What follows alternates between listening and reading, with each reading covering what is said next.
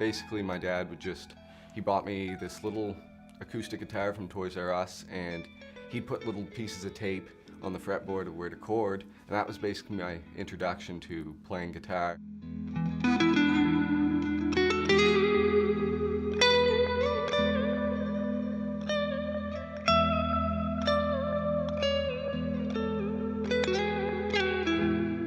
And then I just sort of took it from there, you know. I just started trying to follow along with those videos that I'd be watching or music that I'd be listening to, and I honestly can't even remember how it all played out because I was so young, but it basically, yeah, was self-taught. You're reading tabs? I can't read tabs. I can't read music.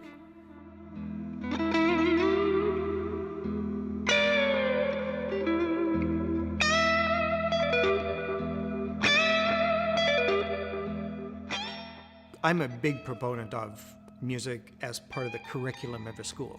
And I say that because it shouldn't be for just the ones that decide they want to play a trumpet or they want to play a guitar or something like that. It should be available to everybody, absolutely every student.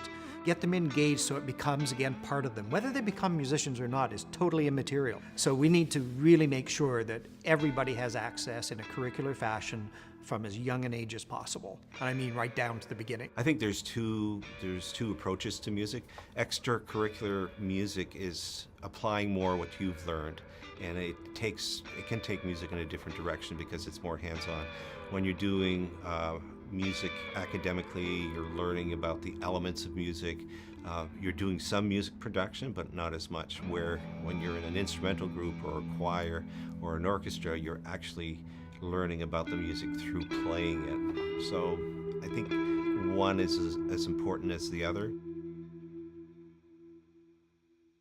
I really do try to link community things to my classes. So, you know, bringing in artists to do live painting, or like somebody like Stephen Lewis to teach them how to do looping, something that they've never seen before, right? But to bring in somebody like Joel LeBlanc comes in and does impromptu choir directing, like, kids love that. They think it's silly and fun and exciting, and it shows them that it doesn't have to be standard. The method is conduction. So I want you to play long sound, I want you to do it now, and I want, you know, and get quieter, get louder. So it's like some kind of physical representation of sound, you know, or I want you to play little bits of sounds all over the place, but no time, no tempo. So getting people to understand these kinds of basic concepts of sound. And then you can do it with anything. If you have voice, you can use voice. If you have instruments, use instruments. You can use whatever you've got. It doesn't matter, which was great, because when we went to schools, sometimes they'd have instruments. Sometimes they wouldn't. Like we went, Evan Shaw and I did a whole bunch of them, and we went to, like, I remember one in particular, we went to Nackwick, and we went to this middle school in Nackwick in the dead of winter, and downstairs into where the music department was, in the music room, and it was empty. Like there was nothing in it except a cajon and a broken guitar, which is like, oh. So Sabian provided us with some stuff because they were close by, which was helpful. And I bought a bunch of slide whistles, and some of them came back with instruments that they had in their house, you know, and then we just started building from there, like making just fully improvised music, completely 100% improvised. Music doesn't have to be in the box, right? And that's my approach, and every music teacher is different. Every music teacher is going to, obviously, the individuality of each person is going to come out as a teacher.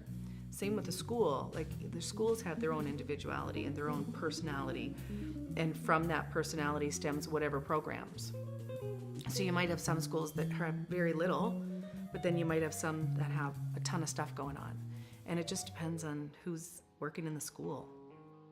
There's voices now beginning to sort of come up again to see if we can have some effect of bringing that into the system in a much more concentrated, a much more right across the board kind of way. So whether it be somebody in Fredericton High or whether it be somebody in Minto, that they should be able to get that same program. And we could do it. Somebody just has to convince the higher-ups to actually make that decision.